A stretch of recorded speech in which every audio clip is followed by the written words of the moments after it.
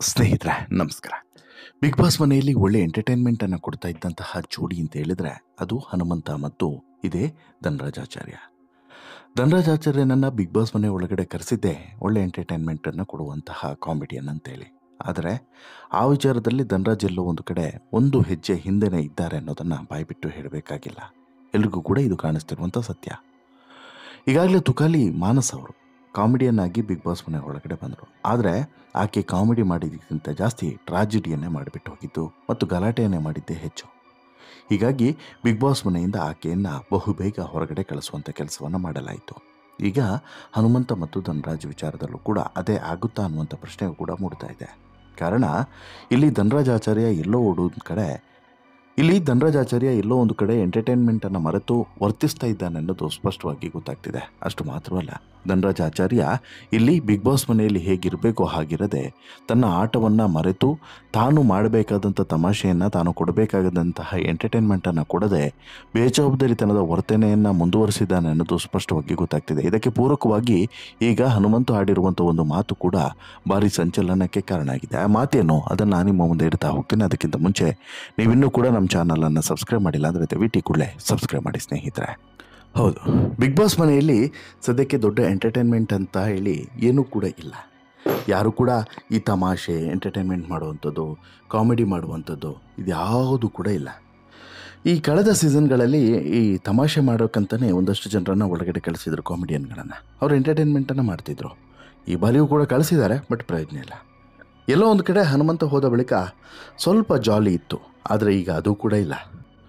ಅದರಲ್ಲೂ ಈ ಯೂಟ್ಯೂಬ್ನಲ್ಲಿ ತಮಾಷೆ ವಿಡಿಯೋಗಳನ್ನು ಮಾಡಿ ಹಾಕ್ತಾ ಇದ್ದಂಥ ಧನರಾಜಾಚಾರ್ಯ ಬಿಗ್ ಬಾಸ್ ಮನೆಯ ಒಳಗಡೆ ಹೋದ ಬಳಿಕ ತನ್ನ ಟ್ಯಾಲೆಂಟ್ನೆಲ್ಲ ಹೊರಗಡೆನೇ ಬಿಟ್ಟು ಬಂದಂತೆ ಕಾಣಿಸ್ತಿದೆ. ಬರೀ ಬೇಡದೇ ಇರುವಂಥ ವಿಚಾರಗಳ ಬಗ್ಗೆ ತಲೆ ಕೆಡಿಸ್ಕೊಂಡು ಮಾತಾಡಿಕೊಂಡು ಗಾಸಿಪ್ ಮಾಡಿಕೊಂಡು ಕೂರುವಂಥ ಈತ ಒಂದು ರೀತಿಯಲ್ಲಿ ಹೆಣ್ಮಕ್ಳ ರೀತಿಯೇ ವರ್ತನೆಯನ್ನು ಮಾಡ್ತಾ ಇದ್ದಾನೆ ಧನರಾಜಾಚಾರ್ಯ. ಇದ್ರ ಜೊತೆಗೆ ಹನುಮಂತ ಕೂಡ ಆರಂಭದಲ್ಲಿ ಒಂದಷ್ಟು ಹಾಡುಗಳನ್ನು ಹೇಳ್ಕೊಂಡು ತಮಾಷೆಯನ್ನು ಮಾಡಿಕೊಂಡು ಕಾಲೆಳ್ಕೊಂಡಿದ್ದಂತಹ ಹನುಮಂತ ಇತ್ತೀಚೆಗೆ ತನ್ನ ಆಟವನ್ನು ಕೂಡ ಮರಿತಾ ಇದ್ದಾನೆ ಈ ಧನರಾಜ್ ಜೊತೆಗೆ ಸೇರಿಕೊಂಡು ಅನ್ನೋದು ಸ್ಪಷ್ಟವಾಗಿ ಗೊತ್ತಾಗ್ತಿದೆ. ಈ ನಡುವೆ ಹನುಮಂತ ಮತ್ತು ಧನರಾಜಾಚಾರ್ಯ ಇಬ್ಬರು ಕೂಡ ಎಂಟರ್ಟೈನ್ಮೆಂಟ್ ಕೊಡೋದರಲ್ಲಿ ಸೋತಿದ್ದಾರೆ ಅನ್ನೋದನ್ನು ಸಾಕಷ್ಟು ಜನ ಈಗಾಗಲೇ ಅಭಿಪ್ರಾಯವನ್ನು ಪಟ್ಟಿದ್ದಾರೆ. ಇದಕ್ಕೆ ಪೂರಕವಾಗಿ ಈಗ ಮತ್ತೊಂದು ಘಟನೆಯೂ ಕೂಡ ನಡೆದಿದೆ. ಬಿಗ್ ಬಾಸ್ ಮನೆಯಲ್ಲಿ ವೀಕೆಂಡ್ನಲ್ಲಿ ಕೆಲವೊಂದಷ್ಟು ವಿಚಾರಗಳ ಬಗ್ಗೆ ಸೂಕ್ಷ್ಮವಾಗಿ ಮಾತುಕತೆ ಆಗೋದು ಕಾಮನ್. ಅದೇ ರೀತಿ ಈ ಬಾರಿಯೂ ಕೂಡ ಆಗಿದೆ. ಬಿಗ್ ಬಾಸ್ ಮನೆಯಲ್ಲಿ ರಿಯಲ್ ಎಂಟರ್ಟೈನ್ಮೆಂಟ್ ಅಂದರೆ ಅದು ಹನುಮಂತ. ಜೊತೆಗೆ ಇರುವಂಥ ಧನರಾಜ್ ಕೂಡ ಒಳ್ಳೆಯ ಮನೋರಂಜನೆಯನ್ನು ನೀಡ್ತಾ ಇದ್ರು.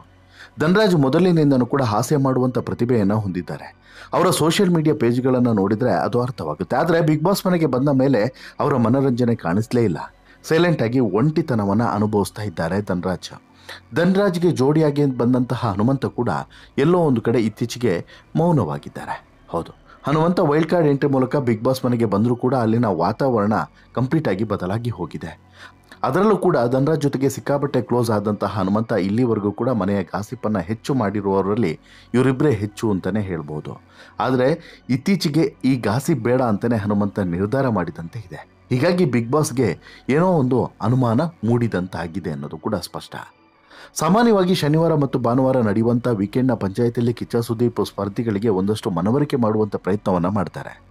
ಅದರಲ್ಲೂ ಕೂಡ SR-No ರೌಂಡನ್ನು ಕೊಟ್ಟು ಜನರ ಮನಸ್ಸಿನಲ್ಲಿ ಮೂಡಿರುವಂಥ ಪ್ರಶ್ನೆಗಳಿಗೆ ಮನೆಯವರಿಂದನೇ ಉತ್ತರವನ್ನು ಪಡೀತಾರೆ. ಜೊತೆಗೆ ಮನೆಯವರಲ್ಲಿ ಕೆಲವರು ಮಾತನಾಡಿದಂಥ ಪ್ರಶ್ನೆಯನ್ನು ಕೂಡ ಇಲ್ಲಿ ಎತ್ತುತ್ತಾರೆ. ಈ ರೌಂಡ್ನಲ್ಲಿ ಮೈನಸ್ ಪಾಯಿಂಟ್ ಕೂಡ ಇರ್ತದೆ, ಪ್ಲಸ್ ಪಾಯಿಂಟ್ ಕೂಡ ಇರ್ತದೆ. ಅದನ್ನು ತಿದ್ದಿಕೊಳ್ಳುವಂಥ ಅವಕಾಶ ಅವರವರಿಗೆ ಬಿಟ್ಟಿರುವಂಥದ್ದು. ಈಗ ಈ ವಾರದ ಪಂಚಾಯಿತಿಯಲ್ಲಿ ಬಹಳ ಮುಖ್ಯವಾಗಿ ತ್ರಿವಿಕ್ರಮ್, ಮಂಜಣ್ಣ, ಹನುಮಂತ ಬಗ್ಗೆ ಸಂಬಂಧಿಸಿದಂಥ ಪ್ರಶ್ನೆಗಳೇ ಇದು. ಗೌತಮಿಯ ತಪ್ಪನ್ನು ಮಂಜಣ್ಣ ಬೇಗ ಹೇಳ್ತಾರೆ. ತ್ರಿವಿಕ್ರಮ್ಗೆ ಭವ್ಯ ಸಪೋರ್ಟು ತುಂಬ ಬೇಕಾಗಿದೆ ಅನ್ನುವಂಥ ಪ್ರಶ್ನೆಗಳು ಇದ್ವು. ಅದರಲ್ಲೂ ಕೂಡ ತ್ರಿವಿಕ್ರಮ್ಗೆ ಸಂಬಂಧಿಸಿದಂಥ ಪ್ರಶ್ನೆಯಲ್ಲಿ ಸತ್ಯಾಂಶ ಏನು ಎಂಬುದು ಮನೆಯವರಿಗೆ ಗೊತ್ತಿಲ್ಲದಂಥ ಕಾರಣ ಎಲ್ಲರೂ ಕೂಡ ನೋ ಅನ್ನುವಂಥ ಬೋರ್ಡನ್ನೇ ತೋರಿಸಿದ್ರು. ಅದಕ್ಕೆ ಕಿಚ್ಚ ಸಗತ್ತಾಗಿ ಕಿಚಾಯಿಸಿದ್ರು. ಅಣ್ಣ ತಂಗಿ ಅನ್ನೋ ರೀತಿಯನ್ನು ಕೂಡ ರೇಗಿಸಿದ್ರು. ಇನ್ನು ಬಹಳ ಮುಖ್ಯವಾಗಿ ಹನುಮಂತ ಬಗ್ಗೆ ಪ್ರಶ್ನೆ ಬರ್ತದೆ. ಈ ಪ್ರಶ್ನೆಗೆ ತುಂಬ ಇಂಟ್ರೆಸ್ಟಿಂಗ್ ಆದಂಥ ಉತ್ತರವೇ ಬರುತ್ತದೆ. ಯಾಕಂತ ಹೇಳಿದ್ರೆ ಈ ಪ್ರಶ್ನೆ ಅಸಲಿಗೆ ಬಿಗ್ ಬಾಸ್ ಮನೆಯ ಆಟದ ಈ ಇಡೀ ದಿಕ್ಕನ್ನೇ ಬದಲಾಯಿಸುವಂಥ ಪ್ರಶ್ನೆ ಕೂಡ ಹೌದು. ಆ ಕಾರಣಕ್ಕೋಸ್ಕರ ತುಂಬ ಇಂಟ್ರೆಸ್ಟಿಂಗ್ ಆಗುತ್ತೆ. ಈ ಪ್ರಶ್ನೆಗೆ ಏನು ಉತ್ತರ ಬಂತು, ಏನಾಯಿತು ಅಂತ ಹೇಳಿ ನೋಡಲೇಬೇಕಾಗ್ತದೆ. ಇದು ಬಹಳ ಮುಖ್ಯವಾದಂಥ ಪ್ರಶ್ನೆ. ಧನರಾಜ್ ಹನುಮಂತ ಮೇಲೆ ಡಿಪೆಂಡ್ ಆಗಿದ್ದಾರೆ. ಆದರೆ ಹನುಮಂತಿಗೆ ಧನರಾಜ್ ಏನೇನೂ ಅಲ್ಲ ಅನ್ನೋದು ಇದು ಪ್ರಶ್ನೆ. ಇದಕ್ಕೆ ಹಲವರು ಎಸ್ ಅಂದರೆ ಇನ್ನೂ ಹಲವರು ನೋ ಅಂದರು. ಬಿಗ್ ಬಾಸ್ ಮಂದಿ ಒಳಗಡೆ ಕಾಣೋದನ್ನು ಹಲವರು ಬೇರೆ ಬೇರೆ ರೀತಿಯಲ್ಲಿ ನೋಡ್ತಾರೆ. ಹೌದು, ಬಿಗ್ ಬಾಸ್ ಮಂದಿ ಒಳಗಡೆ ಕಾಣೋದನ್ನು ಬಿಗ್ ಬಾಸ್ ಕ್ಯಾಮ್ರಾಗಳು ಜನರಿಗೆ ಕಾಣುವಂತೆ ತೋರಿಸ್ತವೆ. ಆದರೂ ಇಬ್ಬರ ಆತ್ಮೀಯತೆಯಲ್ಲಿ ಕೊಂಚ ಆ ಕಡೆ ಈ ಕಡೆ ಆಗ್ತಿರೋದು ಕೂಡ ಗೊತ್ತಾಗ್ತಿದೆ. ಯಾರ್ದು? ಹನುಮಂತು ಮತ್ತು ಧನರಾಜ್ದು. ಈ ಪ್ರಶ್ನೆಗೆ ಚೈತ್ರ ಮತ್ತು ಭವ್ಯ ಹೌದು ಅಂತೇಳಿ ಹೇಳಿದರೆ, ಇತ್ತೀಚೆಗೆ ಹನುಮಂತು ಅವಾಯ್ಡ್ ಮಾಡ್ತಾ ಇರೋದು ಕಾಣಿಸ್ತಾ ಇದೆ ಸರ್ ಅಂತ ಹೇಳ್ಬಿಟ್ಟು ಇಲ್ಲಿ ಸ್ಪಷ್ಟವಾಗಿ ಎಲ್ಲರೂ ಕೂಡ ಹೇಳ್ತಾ ಇದ್ದಾರೆ. ಏನಾದರೂ ಹೇಳೋದಕ್ಕೆ ಹೋದರೆ, ದೋಸ್ತ ನಿನ್ನ ತಲೆ ಹಾಳು ಮಾಡಬೇಡ ಅಂತೇಳಿ ಹೇಳ್ತಾರೆ ಹನುಮಂತ ಅಂತೇಳಿ ಹೇಳಿರೋದನ್ನು ನಾವು ಕೇಳಿಸ್ಕೊಂಡಿದ್ದೀವಿ ಅನ್ನೋದನ್ನು ಕೂಡ ಹೇಳ್ತಾರೆ. ಆ್ಯಕ್ಚುಲಿ ಹನುಮಂತ ನನಗೆಲ್ಲ ಗೊತ್ತು ಅನ್ನೋ ರೀತಿಯಲ್ಲಿ ಬಿಲ್ಡಪ್ಪನ್ನು ಕೊಡೋದಿಲ್ಲ. ಹಾಗಂತೇಳಿ ದುಡುಕಿ ನಿರ್ಧಾರವನ್ನು ಕೂಡ ಮಾಡೋದಿಲ್ಲ. ಯೋಚಿಸಿ ಹೆಜ್ಜೆಯನ್ನು ಇಡ್ತಾರೆ. ಈಗ ಬಿಗ್ ಬಾಸ್ ಗೆಲ್ಲೋಕೆ ಮುಖ್ಯವಾಗಿ ಬೇಕಾಗಿರೋದೇನು ಅದನ್ನು ಹನುಮಂತ ಮಾಡ್ತಿದ್ದಾರೆ. ಹೀಗಾಗಿ ಇಲ್ಲಿ ದೋಸ್ತಿ ಅಥವಾ ಈ ಗೆಳೆತನ ಎಷ್ಟು ಬೇಕೋ ಅಷ್ಟನ್ನು ಇಟ್ಕೊಳ್ತಾರೆ, ಉಳಿದಿದ್ದನ್ನು ಹೆಚ್ಚು ತೆಗೆದುಕೊಳ್ತಿಲ್ಲ ಅನ್ನೋದನ್ನು ಸ್ವಲ್ಪ ಸೂಕ್ಷ್ಮವಾಗಿ ಹೇಳ್ತಾರೆ. ಹೀಗಾಗಿ ಹನುಮಂತನ ಆಟ ಸರಿಯಾಗಿಯೇ ಇದೆ ಅನ್ನೋದು ಇಲ್ಲಿ ಸ್ಪಷ್ಟವಾಗಿ ಗೊತ್ತಾಗ್ತಿದೆ. ಆದರೆ ಧನರಾಜ್ ಆಟ ಎಲ್ಲೋ ಒಂದು ಕಡೆ ಹಳಿ ತಪ್ಪುತ್ತಾ ಇದೆ ಅನ್ನುವಂಥದ್ದು 100% ಸತ್ಯ. ಅಸಲಿಗೆ ಧನರಾಜ್ ಆಚಾರ್ಯ ಆಟ ಆರಂಭದಿಂದನೂ ಕೂಡ ಇದೇ ರೀತಿ ಇತ್ತು. ಧನರಾಜ್ ಆಚಾರ್ಯ ಎಲ್ಲೋ ಒಂದು ಕಡೆ ಪ್ರತಿಯೊಂದು ಹಂತದಲ್ಲೂ ಕೂಡ ಪುಷ್ ಬೇಕು ಅನ್ನುವಂಥ ನಿರೀಕ್ಷೆಯಲ್ಲೇ ಇದ್ದಾರೆ ಅನ್ನೋದು ಸ್ಪಷ್ಟ. ಆರಂಭದಿಂದನೂ ಕೂಡ ಒಂದು ಹಂತದಲ್ಲಿ ಧನರಾಜ್ ಆಚಾರ್ಯ ಹೊರಗಡೆ ಬರುವಂತಹ ಸಾಧ್ಯತೆ ಇತ್ತು. ಆ ಸಂದರ್ಭದಲ್ಲೂ ಕೂಡ ಪುಷ್ ಮಾಡಿ ಎಲ್ಲರೂ ಕೂಡ ನಿಲ್ಲಿಸ್ಕೊಂಡ್ರು. ಇನ್ನು ಬಿಗ್ ಬಾಸ್ ಕೂಡ ಈ ಧನರಾಜ್ ಆಚಾರ್ಯನನ್ನು ಒಳಗಡೆ ಕಳಿಸಿರೋದೇ ಒಂದು ಉದ್ದೇಶದಿಂದ, ಅದು ಎಂಟರ್ಟೈನ್ಮೆಂಟ್ ಸಿಗುತ್ತೆ ಅನ್ನುವಂಥ ಉದ್ದೇಶದಿಂದ. ಆದರೆ ಎಲ್ಲೋ ಒಂದು ಕಡೆ ಧನರಾಜ್ ಆಚಾರ್ಯ ಈ ವಿಚಾರದಲ್ಲೂ ಕೂಡ ಎಂಟರ್ಟೈನ್ಮೆಂಟ್ ಕೊಡುವಂಥ ವಿಚಾರದಲ್ಲೂ ಕೂಡ ಕಂಪ್ಲೀಟಾಗಿ ಸೋತಿದ್ದಾರೆ.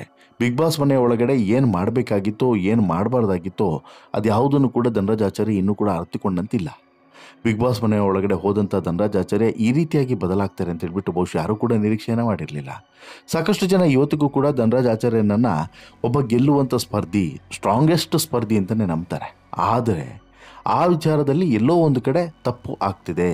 ಆ ವಿಚಾರದಲ್ಲಿ ಎಲ್ಲೋ ಒಂದು ಕಡೆ ಈ ಧನರಾಜ್ ಆಚಾರ್ಯ ನಿರೀಕ್ಷೆಯಂತೆ ಆಟವನ್ನು ಆಡ್ತಿಲ್ಲ ಅನ್ನೋದು ಮಾತ್ರ ಸಾಕಷ್ಟು ಜನರ ಅಭಿಪ್ರಾಯ. ಅದಕ್ಕೆ ಸ್ಪಷ್ಟವಾಗಿ ಹೌದು ಅನ್ನೋ ರೀತಿಯಲ್ಲೇ ಎಲ್ಲರೂ ಕೂಡ ಮಾತನಾಡಿಕೊಳ್ತಿದ್ದಾರೆ. ಇದನ್ನು ಬಹುಶಃ ಎಲ್ಲರೂ ಕೂಡ ಬದಲಾಯಿಸಿಕೊಳ್ಳೇಬೇಕು. ಯಾರು? ಧನರಾಜ್ ಆಚಾರ್ಯ ಇರ್ಬೋದು, ಹನುಮಂತ ಇರ್ಬೋದು, ಎಲ್ಲರೂ ಕೂಡ ಬದಲಾಯಿಸಿಕೊಳ್ಳೇಬೇಕು. ಬಿಗ್ ಬಾಸ್ ಮನೆಯ ಆಟ ಇನ್ನು ಮುಂದೆ ಬೇರೆ ರೀತಿ ಇರ್ತದೆ. ಇಲ್ಲಿವರೆಗೆ ಇದ್ದಂಥ ಆಟ ಒಂದು ರೀತಿ, ಇನ್ನು ಮುಂದೆ ಇರುವಂಥ ಆಟ ಮತ್ತೊಂದು ರೀತಿ. ಇಲ್ಲಿವರೆಗೆ ಸ್ಟ್ರಾಂಗೆಸ್ಟ್ ಸ್ಪರ್ಧಿಗಳು ಅಲ್ಲ ಅಂತೇಳಿ ಸಾಕಷ್ಟು ಜನ ಒಂದು ನೆಮ್ಮದಿಯ ನಿಟ್ಟುಸಿರನ್ನು ಬಿಟ್ಕೊಂಡು ಅವರು ಹೊರಗಡೆ ಹೋಗ್ತಾರೆ, ಅವ್ರು ಸ್ಟ್ರಾಂಗ್ ಇಲ್ಲ, ನಾವು ಸೇಫ್ ಆಗ್ತೀವಿ ಅಂತೇಳಿ ಅಂದ್ಕೊಂಡಿದ್ರು. ಇನ್ನು ಮುಂದೆ ಆ ರೀತಿ ಆಗೋದಿಲ್ಲ. ಇನ್ನು ಮುಂದೆ ಕಾಂಪಿಟೇಷನ್ ಇನ್ನಷ್ಟು ಟೈಟ್ ಆಗ್ತದೆ. ಎಷ್ಟೇ ದೊಡ್ಡ ಹೀರೋ ಆಗಿದ್ದರೂ ಕೂಡ, ಅಥವಾ ಎಷ್ಟೇ ಪಾಪ್ಯುಲಾರಿಟಿಯನ್ನು ಪಡೆದಿದ್ರೂ ಕೂಡ, ಎಷ್ಟೇ ವೋಟ್ಸ್ಗಳನ್ನು ಇದುವರೆಗೆ ಪಡೆದಿದ್ರೂ ಕೂಡ ಇನ್ನು ಮುಂದೆ ಅದೇ ರೀತಿಯಾದಂಥ ವೋಟ್ ಬರುತ್ತೆ ಅಂತೇಳಿ ಯಾವ ಕಾರಣಕ್ಕೂ ಕೂಡ ನೀವು ಅಂದ್ಕೊಳ್ಬೇಡಿ. ಆ ರೀತಿ ಆಗೋದಕ್ಕೆ ಚಾನ್ಸೇ ಇಲ್ಲ. ಆ ರೀತಿಯಾದಂಥ ಬದಲಾವಣೆಗಳು ಯಾವ ಮೂಮೆಂಟ್ನಲ್ಲಿ ಬೇಕಾದರೂ ಆಗಬಹುದು, ಅದರಲ್ಲಿ ಡೌಟೇ ಇಲ್ಲ. ಹೀಗಾಗಿ ನೋಡಿ, ಬಿಗ್ ಬಾಸ್ನಲ್ಲಿ ಈಗ ಸದ್ಯಕ್ಕೆ ಈ ಧನರಾಜ್ ಆಚಾರ್ಯ ಆಟವನ್ನು ಬದಲಾಯಿಸಿಕೊಳ್ಳದೇ ಇದ್ದರೆ ಬಹುಶಃ ಮುಂದೆ ಇದಕ್ಕಿಂತ ಅಪಾಯಕಾರಿ ಘಟನೆಗಳು ಅಥವಾ ಅಪಾಯಕಾರಿ ಒಂದು ಕ್ಷಣಗಳು ಎದುರಾದರೂ ಕೂಡ ಅಚ್ಚರಿ ಇಲ್ಲ ಅಂತಲೇ ಹೇಳ್ಬೋದು. ಹೀಗಾಗಿ ತುಂಬ ಎಚ್ಚರಿಕೆಯಿಂದ ಧನರಾಜ್ ಆಚಾರ್ಯ ಈ ಕ್ಷಣದಲ್ಲಿ ವರ್ತನೆಯನ್ನು ಮಾಡಬೇಕು. ಹನುಮಂತ ಕೂಡ ಹಾಗೇನೆ ಕೆಲವೊಂದಷ್ಟು ವಿಚಾರಗಳ ಬಗ್ಗೆ ಮತ್ತು ಕೆಲವೊಬ್ಬರ ಜೊತೆ ಮಾತ್ರ ಬೇರೆ ಇದೆ. ಬಿಗ್ ಬಾಸ್ ಮನೆ ಎಲ್ಲರ ಜೊತೆಗೂ ಕೂಡ ಬೆರಬೇಕು ಮತ್ತು ಹನುಮಂತನಿಂದ ಏನು ಎಂಟರ್ಟೈನ್ಮೆಂಟನ್ನು ಜನರು ನಿರೀಕ್ಷೆ ಮಾಡ್ತಾರೋ ಅದನ್ನು ಕೊಡಬೇಕು. ಧನರಾಜ್ ಆಚಾರ್ಯ ಕೂಡ ತಮಾಷೆ, ಕಾಮಿಡಿ ಇದಿಲ್ಲ ಅಂತ ಹೇಳಿದ್ರೆ ಸಪ್ಪೆ ಆಗಿಬಿಡ್ತದೆ. ಅದನ್ನು ಮತ್ತೆ ವಾಪಸ್ಸು ಫೀಲ್ ಮಾಡಿಕೊಂಡು ತನ್ನ ಹಳೆಯ ಆಟಕ್ಕೆ ಮರಳಿದರೆ ಮಾತ್ರ ಬಹುಶಃ ಮುಂದಿನ ಭವಿಷ್ಯ ಚೆನ್ನಾಗಿರುತ್ತೆ ಅನ್ನೋದು 100% ಸತ್ಯ. ನಿಮಗೇನಿಸುತ್ತೆ ಸ್ನೇಹಿತರೆ, ಧನರಾಜ್ ಆಚಾರ್ಯ ಮತ್ತು ಹನುಮಂತನ ಆಟ ಮತ್ತು ಇವರ ಎಂಟರ್ಟೈನ್ಮೆಂಟ್ನ ಬಗ್ಗೆ ನಿಮ್ಮ ಅಭಿಪ್ರಾಯ ಏನು? ದಯವಿಟ್ಟು ಕಮೆಂಟ್ ಮಾಡಿ ತಿಳಿಸಿ. ಜೊತೆಗೆ ಈ ಸ್ಟೋರಿ ಇಷ್ಟ ಆಯಿತು ಅಂತ ಹೇಳಿದರೆ ಲೈಕ್ ಮಾಡಿ, ಶೇರ್ ಮಾಡಿ, ಚಾನಲ್ಗೆ ಸಬ್ಸ್ಕ್ರೈಬ್ ಆಗೋದನ್ನು ಮರಿಬೇಡಿ. ಧನ್ಯವಾದ.